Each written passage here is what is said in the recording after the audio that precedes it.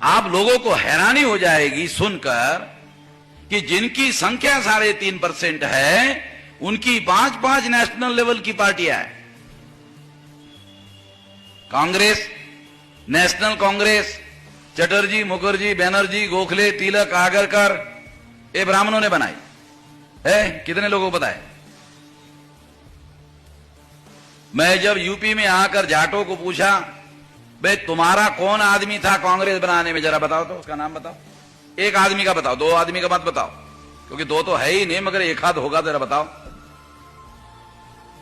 एक भी आदमी नहीं था, सारे ब्राह्मण लोगों ने बनाया नेशनल कांग्रेस। ज्योतिराव फुले को कांग्रेस में लाने की कोशिश की गई थी, उन्होंने कहा ये तो ब्राह्मणों का संगठन है, मैं कैसे आ सकता हूं इसमें? ये रिकॉर्ड करके लिखित करके रखा हुआ है, लिखा हुआ है।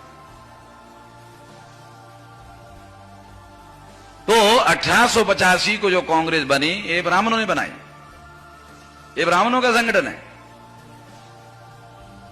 दूसरी बात, दूसरा संगठन भारत की कम्युनिस्ट पार्टी, ये 1925 को भारत की कम्युनिस्ट पार्टी श्रीपाद अमृत डांगे नाम के ब्राह्मण ने बनाई। ये कोकनस्थ ब्राह्मण। तीसरी पार्टी मार्क्सवादी कम्युनिस्ट पार्टी, ये केरला के ईएमएस नंबूदरी ब्राह्मण ने बनाई। चौथी नेशनल लेवल की party Bharatiya Janata party RSS ने बनाई। बनाने के पहले जनसंघ बनाया था। जनसंघ का पहला राष्ट्रीय अध्यक्ष श्यामा प्रसाद मुखर्जी बंगाली ब्राह्मण था। अटल बिहारी और आडवाणी ने मिलकर 77 में जनता पार्टी में जनसंघ विलीन कर दिया था। झगड़ा हुआ, 80 में बाहर आ गए। बाहर आकर जनता पार्टी का त्याग करके भारतीय जनता पार्टी बनाई और उसका पहला राष्ट्रीय अध्यक्ष पंडित अटल बिहारी वाजपेयी को बनाया। हो गई 4 नंबर की पार्टी ब्राह्मणों की। 5वीं पार्टी तृणमूल कांग्रेस, ममता बनर्जी बंगाल की मुख्यमंत्री है। उसके पार्टी को पिछले साल अक्टूबर महीने में चुनाव आयोग ने राष्ट्रीय पार्टी का दर्जा दिया। जिनकी संख्या देश में 3.5% है, उनकी 5-5 नेशनल लेवल की पार्टियां है। मुसलमानों की संख्या 15% है। मुसलमान मुझे बताए एक पार्टी का नाम। मुसलमानों की कौन सी नेशनल लेवल की पार्टी बताओ? मुसलमानों की संख्या 15%, ब्राह्मणों की संख्या 3.5%। 3.5 वालों की 5 नेशनल लेवल की पार्टियां, मुसलमानों की संख्या 15%, लगभग 20 करोड़। बताओ कोई सिंगल पार्टी है मुसलमानों की? अभी हमारे भाई जब मैं बोलने के लिए आया था तो उन्होंने रामनगर के बारे में कुछ बताया और कहा कि राम ने सृष्टि का निर्माण किया। मैं तो नहीं मानता।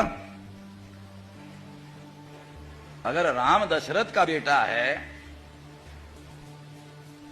वो इस धरती पर मां बाप से पैदा हुआ है, वो सृष्टि को पैदा कैसे कर सकता है? जो खुद मां बाप ने पैदा किया वो सृष्टि को कैसे पैदा कर सकता है? मौलाना समझ रहे क्या? जो खुद उसके मां बाप ने पैदा किया वो सृष्टि को पैदा कैसे कर सकता? हम नहीं मानते। मुसलमानों के मन में थोड़ा खौफ है, इसलिए वो गलत बातें भी बोल देते हैं ताकि ब्राह्मणों को थोड़ा खुशी हो जाए। हमें ब्राह्मणों का कोई डर नहीं लगता है। हजारों साल से हमारे पुरखे लड़ रहे हैं। आप लोगों को भीमा कोरेगांव का उदाहरण देता हूं। भीमा कोरेगांव में हमारे 500 लोगों ने 28,000 ब्राह्मणों को मारा। 500 लोगों ने, दुनिया में कोई इतिहास अवेलेबल नहीं कि 500 लोगों ने 28,000 को मारा। उन लोगों का खून है मेरे शरीर में, मैं कमजोर आदमी नहीं हूं। और वो जो हमारे पुरखों के शरीर में खून दौड़ रहा था, वो उस समय जितना गर्म था, अभी हमारे ठंडा नहीं हुआ है, वो अभी भी गर्म है। लड़ाई इसीलिए सारे देश भर में हम लोग लड़ रहे हैं। और हमने कमांडो लिया। देखा कोई कमांडो है हमारे साथ? बगैर कमांडो से घूम रहा हूं सारे देश भर में, देखता हूं कौन मारता है। अरे इस देश दुनिया में आदमी आए तो मरना तय है, और कुत्ते की मौत मरने की वजह साले लड़ते लड़ते मरेंगे। जो आदमी कुत्ते की मौत मरता है, आपने कभी सुना कि कुत्ता जब मरता है तो अखबार में खबर आती है?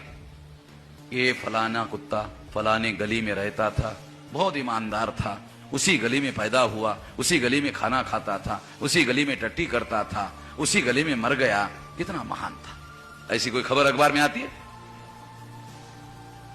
तो कुत्ते की मौत मरने के लिए हम तैयार नहीं है, लड़ते लड़ते मरेंगे। अरे लड़ते लड़ते मरेंगे तो फिर खबर आएगी, और लड़ते लड़ते जो मरता है उसको लोग मरता नहीं बोलते हैं, लोग बोलते वो शहीद हो गया। चलो मेरी बात सुन लो, थोड़ा दिमाग में डाल दो। मेरी जिंदाबाद करने की उतनी जरूरत नहीं है जितनी सुनने की जरूरत है जो मैं कहना चाहता हूं। तो साथियों, हम तो इस देश में मुसावात के लिए लड़ रहे हैं, समानता के लिए लड़ रहे हैं, इंसानी न्याय के लिए लड़ रहे हैं। हम इस देश में न्याय हासिल करने की लड़ाई लड़ रहे हैं, कोई गलत लड़ाई थोड़ी लड़ रहे हैं। सारे दुनिया में लड़ाई लोग लड़ रहे हैं इंसाफ के लिए, गलत थोड़ी है। संविधान भी इस बात को मानता है कि इंसाफ के लिए लड़ना चाहिए। यूनाइटेड नेशन ऑर्गेनाइजेशन जो दुनिया का सबसे बड़ा संगठन है, वो भी कहता है इंसाफ के लिए लड़ना चाहिए। गलत काम थोड़ी कर रहे। तो ब्राह्मणों ने इस देश में ब्राह्मण राज स्थापित कर लिया। ये राज उन्होंने कानून और संविधान के विरोध में स्थापित किया। ये लोग कानून को नहीं मानते होते तो कभी दिल्ली के गद्दी पर काबिज नहीं होते। मैं तो लॉजिकल बात कह रहा हूं भाई, तर्क संगत बात कह रहा हूं। जो लोग इस देश में ईमानदारी से यदि चुनाव होता तो 3.5% वाला ब्राह्मण ग्राम पंचायत में पंच नहीं चुनवा सकता, सरपंच कहां हो सकता? जो लोग गांव का सरपंच नहीं बना सकते, वो देश की पंचायत का प्रधानमंत्री उन्होंने नॉमिनेट किया। ये जो नरेंद्र मोदी है, ये ब्राह्मणों का नॉमिनेटेड प्राइम मिनिस्टर है। नॉमिनेटेड प्राइम मिनिस्टर शायद आपको समझेगा नहीं, क्योंकि ये बड़ा कठिन शब्द है, अंग्रेजी का शब्द है नॉमिनेटेड प्राइम मिनिस्टर। तो इसलिए थोड़ा देसी उदाहरण देकर के समझाता हूं। नॉमिनेटेड कठिन है समझने के लिए, संवैधानिक शब्द है। ये Narendra Modi is not a real prime minister of India, he is a nominated prime minister of India and nominated by ब्राह्मणों ने नॉमिनेट किया हुआ है। नॉमिनेटेड जो शब्द है वो आपको समझ में नहीं आएगा, इसलिए मैं नॉमिनेटेड शब्द का देशी अर्थ समझाता हूं। गांव में आदमी शादी करके औरत लाता है, अपने घर में बीवी लाता है, तो परिचय करवाता है कि ये मेरी शादीशुदा बीवी है। दूसरा आदमी कहता है फिर ये कौन है? ऐसी रखी हुई है। मैं महिलाओं से थोड़ा माफी चाहता हूं, हमारे लोगों को समझ में नहीं आता, इसलिए उदाहरण देके समझाना पड़ रहा है। कहता है ये तो शादीशुदा है और ये ऐसी रखी हुई। तो नरेंद्र मोदी भी ऐसे रखा हुआ है।